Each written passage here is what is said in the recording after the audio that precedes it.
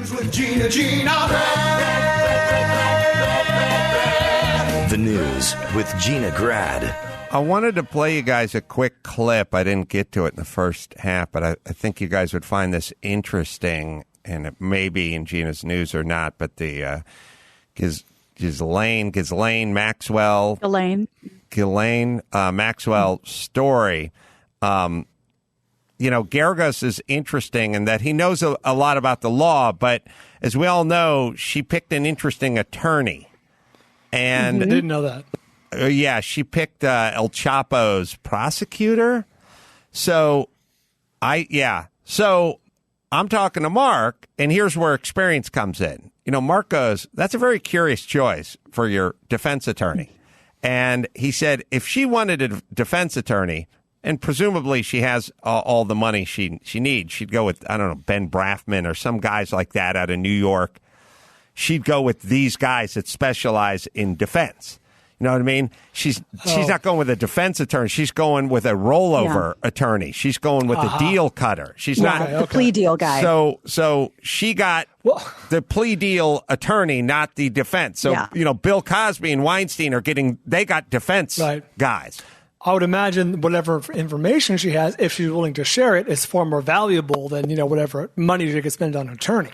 Right, and so I guess. Well, no, what they're basically saying is what Mark is saying, through your selection of attorneys, you're not going to avoid prison by beating this case. You're going to avoid prison by spilling your guts and turning in a lot of other people. Right, that's what you're saying. So it's now the thing that makes life interesting is that's all you really need to know about where this thing is heading, right? By who she chose to defend her. I will play. I carved out a little 90-second clip of this. I think it's going to basically just restate what we just said, but I think it'd be interesting if you hear it from Geragos' mouth. The interesting thing also about this case since last week is she has hired as her defense lawyer the gentleman who was the prosecutor against El Chapo. So why him? I think because she's cooperating. I think that she picked him. She wants somebody. He was at the Southern District. I think maybe Gary will find his name. I think she's cooperating based on. I don't know anything other than connecting dots here. No, but as a very experienced attorney, that if you were going to get ready to do battle, then you might want this guy, Christian Everdell. Correct, that's him. And if you're getting ready to cooperate, you might want to look. It's like they're all dogs. You're going hunting, you're going fishing. You want one that's a water dog because you're shooting at duck, shooting at geese. You want a bloodhound because you're trying to catch a fox or whatever. It's like they're all dogs, but they kind of do different things. And if somebody said he's got a Labrador, you go, he's going duck hunting. Yeah. And the person, I'm not saying what I'm doing. It's like, but you're not chasing a fox with the Labrador. So, there's different applications for different attorneys. Absolutely. And she's smart enough and savvy enough, and she's had enough time in the crosshairs, which goes back to your question, why didn't she flee? She obviously didn't. She thinks she's either got enough of a defense, which I don't think is the case, because if she was going to fight this would not have been the pick. So she didn't. She picked a different. She picked. So not only does she feel like she has enough in her safe, duplicates, tapes, pictures, records, or whatever, but she then gets an attorney that can help facilitate that process. So if you are somebody whose name or likeness may be in that vault of hers, I don't know. What are you recommending they do? Well, look. What's your recommendation? There may be, there could be suicides. I don't know. There could be some fleeing of countries. I don't know. Look, everybody whose name may be in that vault has means. I mean, they're all. Yes. Oh, sure. They're all. That's how they made the list. They're somewhere between 62 and 80, and they got a ton of dough, but not that much time. So I don't know what that means. Well, and speaking of suicides, they say they have her on, 24-hour watch, and they took all of her clothes. So she's in like a paper dress, essentially in paper clothing, because they at least are wanting the media and wanting us to know they're doing everything they can to keep her alive. Yeah. I think they even have, I don't know, they have a cellmate, or they have somebody in there with her.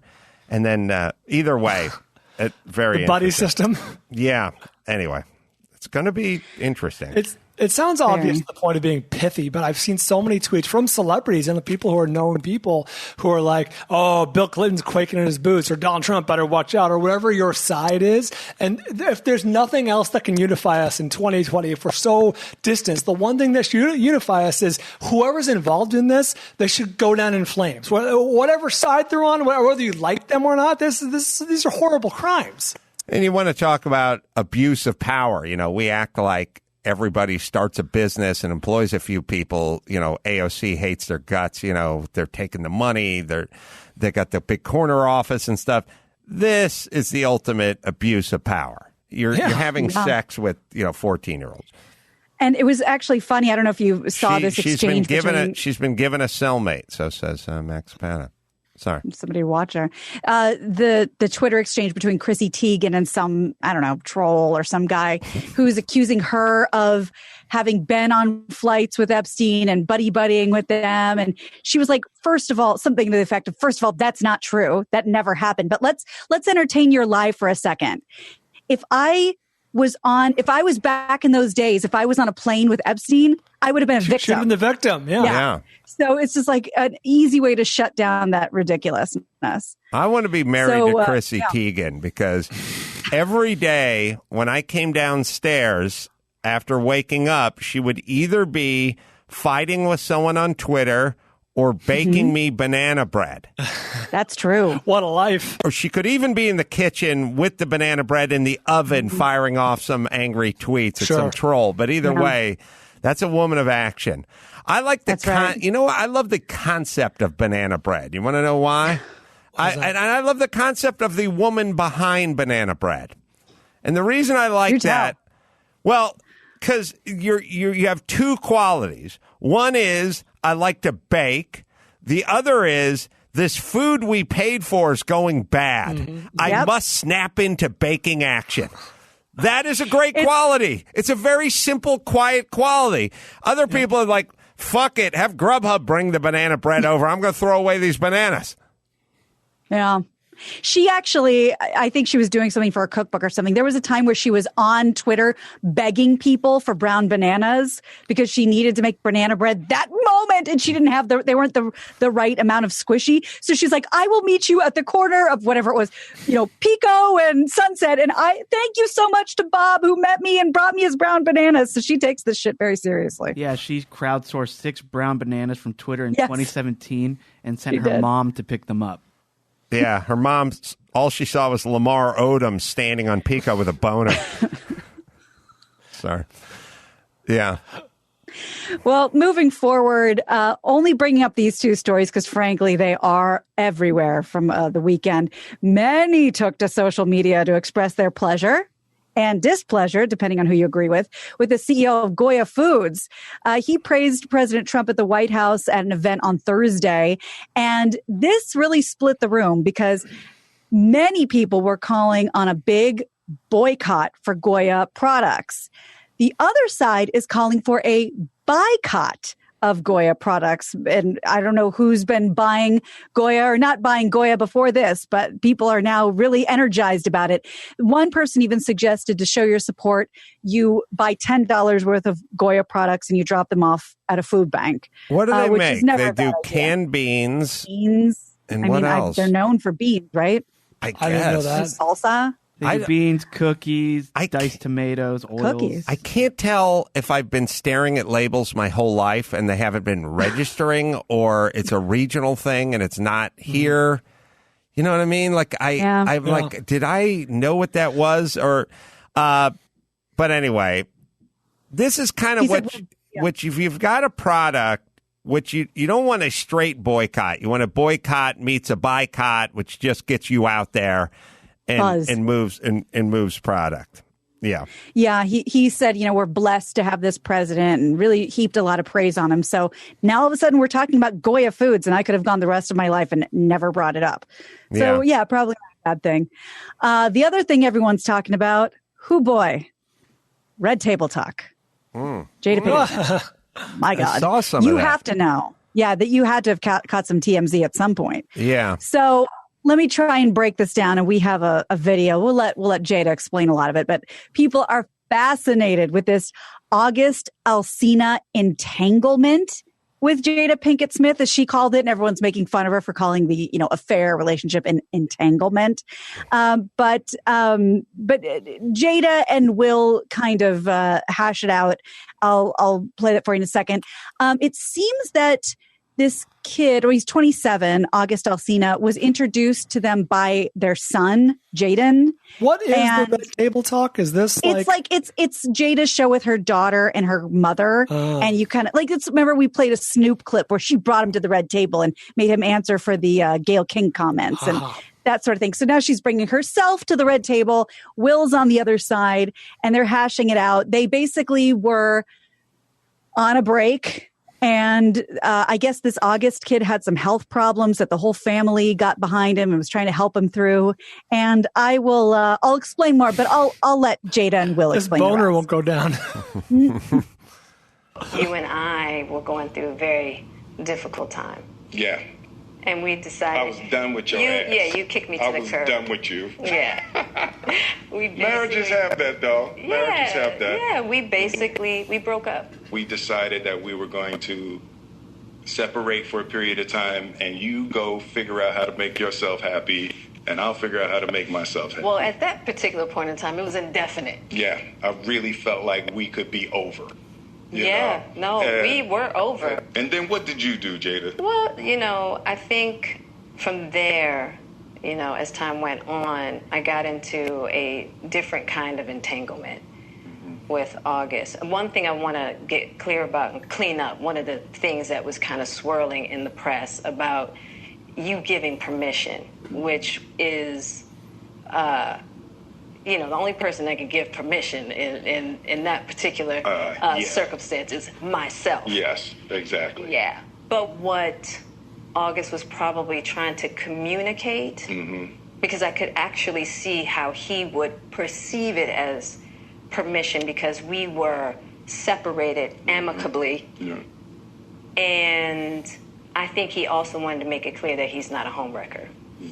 What year is that? What year was the breakup?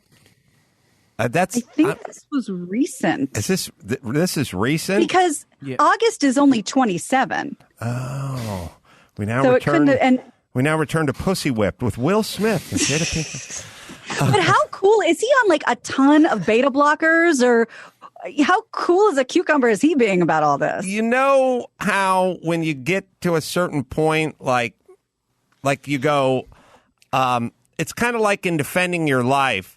When Rip Torn was explaining that the food wouldn't taste good to the small brain, but when you get to a certain point, the poi tastes good, or to a dog whose sense of smell is 1,000 times greater than ours, shit smells good to them. Maybe you can get so evolved that this stuff just doesn't.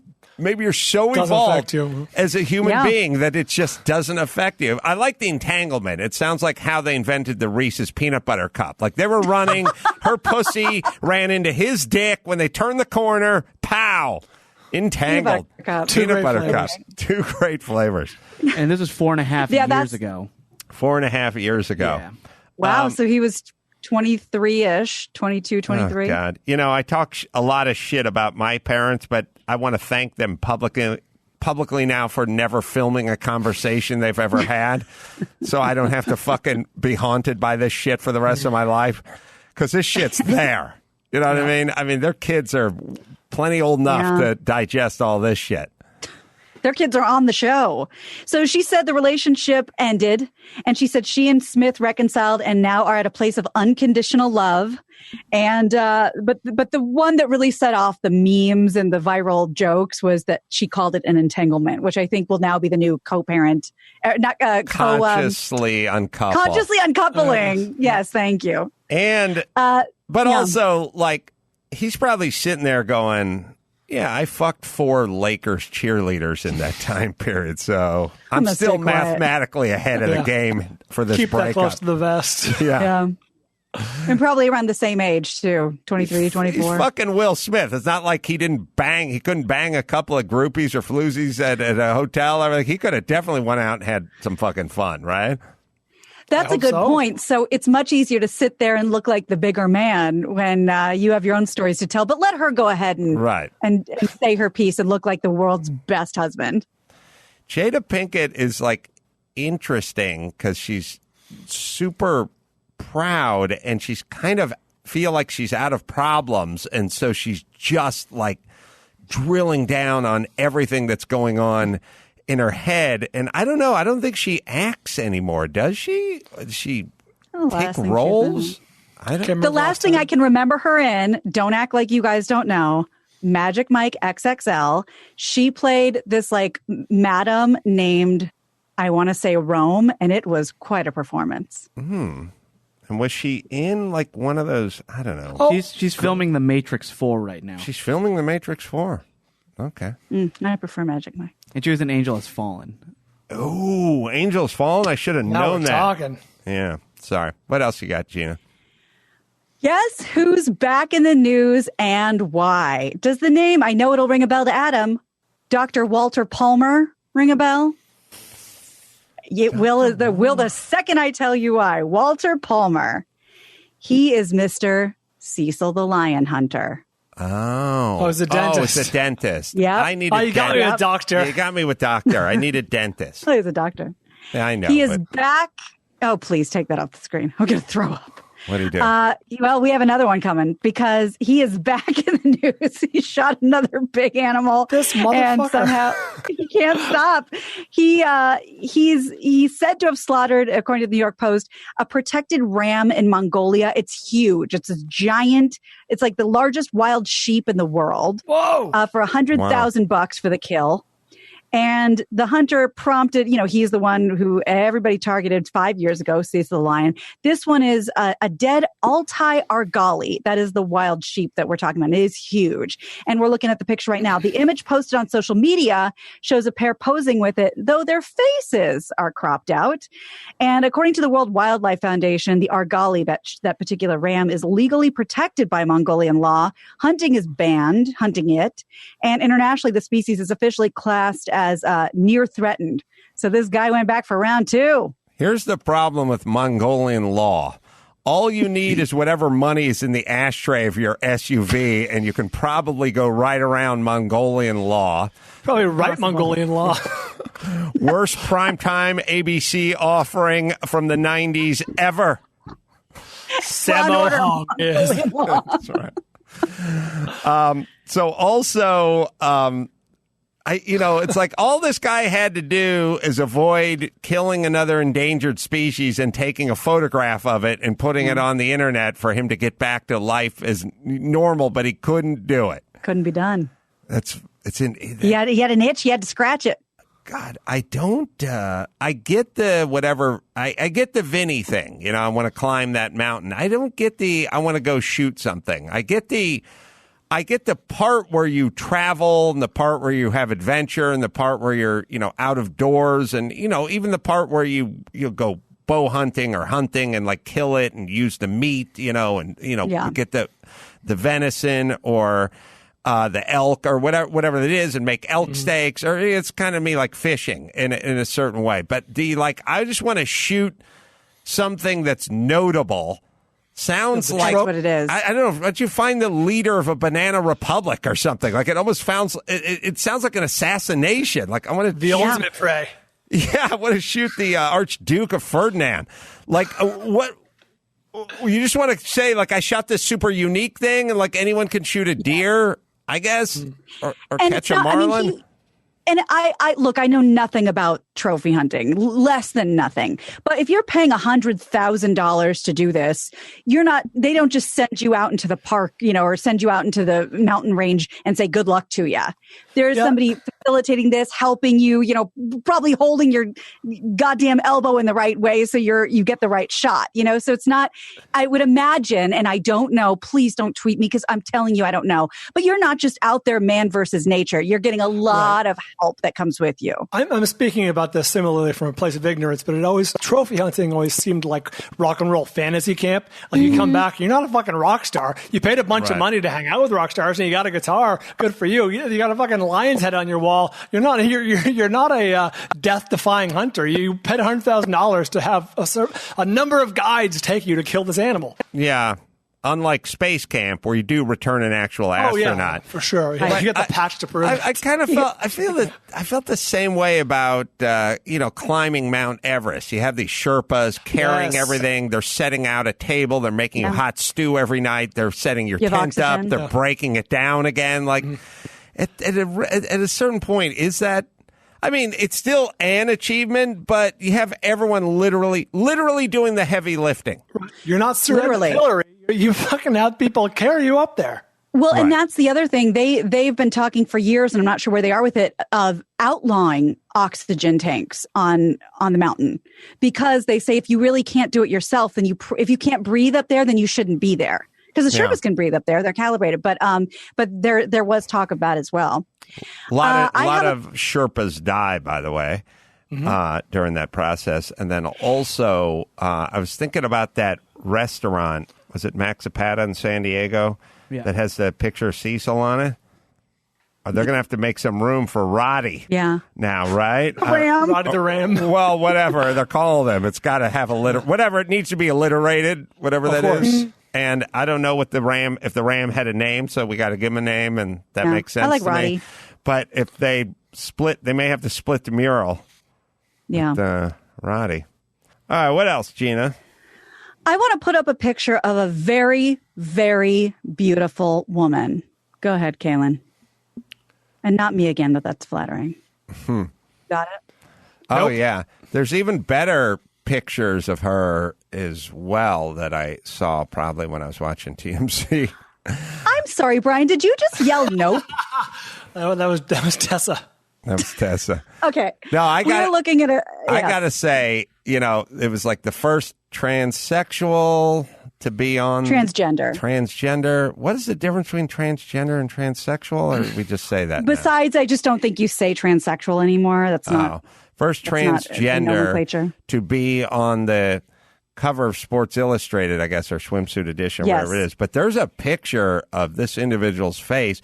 And I kind of had the same thing, which is like, okay, what do we need? And then I saw a picture of this person's face. I was like, this is the best looking person in the world. Yeah. Valentina Sampaio. She's 23 years old, Brazilian. And like Adam said, the first transgender model in this Sports Illustrated swimsuit issue.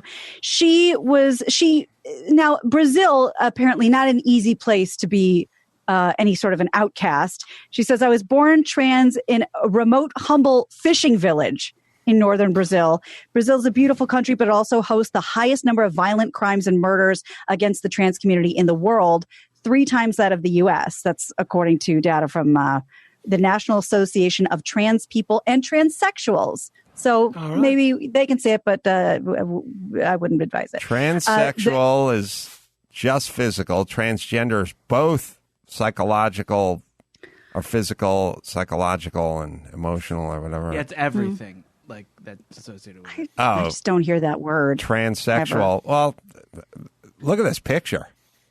I mean, come on. Kaya Gerber, move over. Yeah, looks like a 19-year-old Brooke Shields. My God.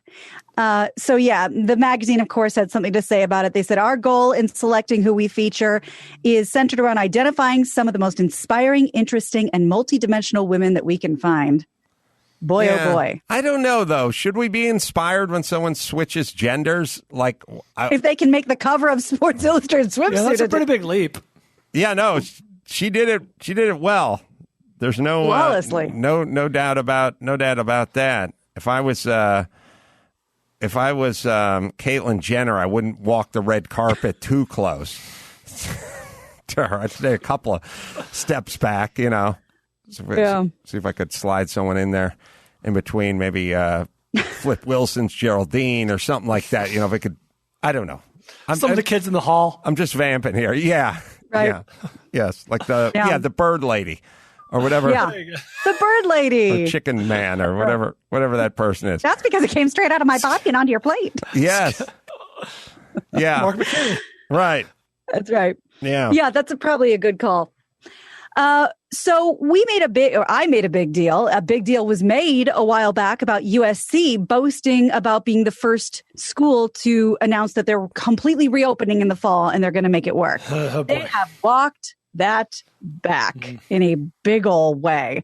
They made the announcement, I think, like a month ago, and they've reverted to mostly completely online classes. Undergraduate students will primarily take courses online come August, and on campus and housing and activities will be very limited. The school letter says Los Angeles is experiencing an alarming spike in coronavirus cases, making it clear we need to dramatically reduce our on-campus density and all indoor activities for the fall. Housing is going to be cut to almost nothing, and they're going to reserve some housing for quarantining. So you're not really going to see indoor activities specifically excludes football.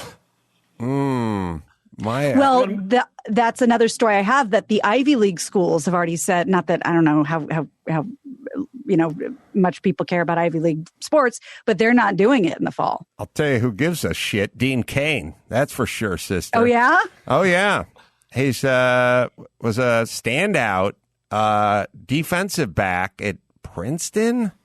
Oh, he's going to probably have some stern words for these guys. Set some records. I got to tell you, I talked for interceptions. I talked to my son about this yesterday.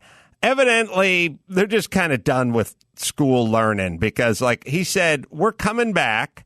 I was like, yeah, how's that work? Well, there's two groups. There's the Monday, Wednesday group, and then the Tuesday, Thursday group. And I'm like, what time does school start? It's like 8:30. I'm like, what time's it end? 1:00. We're not going a full day. And I'm like, and there's still a Friday. What are we doing on Friday? No. Canceled long weekend. You don't know about viral load. You have to. There's a couple things working here. There's herd immunity, viral load, and teachers wanting to get paid, not fucking wanting to show up like all of us, like the rest of humanity. Well, but now they have this umbrella of safety and kids and the family and all this kind of stuff. Like every day's a fucking 3-day weekend. On 3-day weekends, like when there is an official holiday on Monday, I don't know how the Monday, Wednesday crew is going to work, but I mean, we're talking about super light lifting. Like it is literally not even a part-time job worth of education. So wait a second. Nothing on the alternate days? It's not online? They just are off? They're supposed to be doing the home version of this, but from what I've gleaned from the home version, it's about 45 minutes a day. Like this is a perfect storm. I've been telling you for a million years, teachers everyone likes getting paid. No one likes going in. And if you can get paid to not go in, then you got a fucking dream job. Wait a minute, you two. What the fuck is going on? So that's what they're getting full freight and they're just doing it from home and every day's a fucking 3-day weekend. And I'm sure that I'll get pissed if they heard this, but this is how it's coming down, man. They're just backing it. I mean, can you imagine being in 9th grade, hating school? This is the greatest mitzvah ever. Yeah, it's beshert. And you know how you always talk about brick and mortar and we're going to be done with brick and mortar learning. Yes. And I've always felt very strongly against that. I'm like, oh, you can say that all you want, but there's nothing more exhilarating than going to your college campus and starting that life. Now I'm really believe you because we are getting so used to staying home.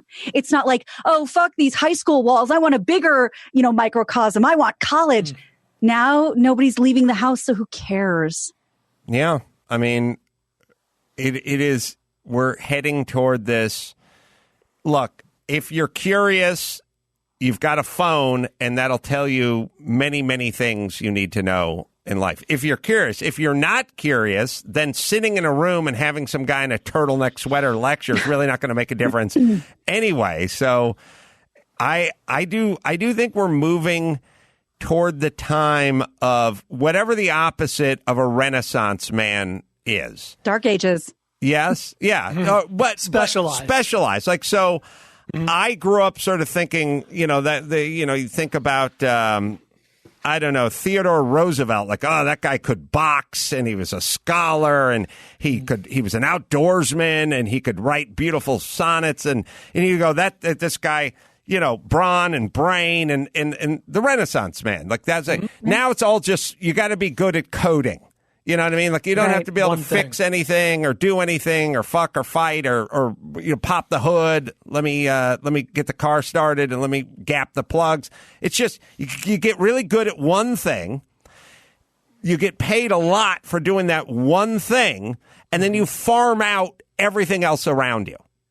And that's kind of what we're getting. So this whole sort of well-rounded education is fine, but really it's more like get good at one thing, get paid for that one thing, and then if you're curious, how many people have become wonderful chefs, cooks, and foodies over the last 10 years through just being good at something with the computer, then having time, then taking a few culinary classes online or whatever, then bringing in chefs or tutors or whatever, guy like Jimmy Kimmel's like probably getting close to a Michelin-rated chef just because that's his interest. That's his particular interest. He doesn't like cars. He likes being a chef, and he's thus educated himself to the point where he's going to be better than most chefs. And Jay Leno wants Chick-fil-A. Good luck, but he's become a car expert, and he knows everything about cars just because that's how they've educated themselves. I think that's. And, if you wanted to bring Kimmel into Leno's garage and teach him all about the internal combustion engine, and if you wanted to bring Leno into Kimmel's kitchen and tell him the difference between saute and flambe, he'd be bored off his fucking ass. And so would Kimmel. They'd both be bored. They'd be just standing there just going, okay, when is this going to end so I can get back to my kitchen or my garage? I think that's now where we're at. 100%. That's where we're at. All right, Gina, let's bring it home. Okay, you got it. I'm Gina Grad, and that's the news. Gina Grad. That was the news with Gina Grad.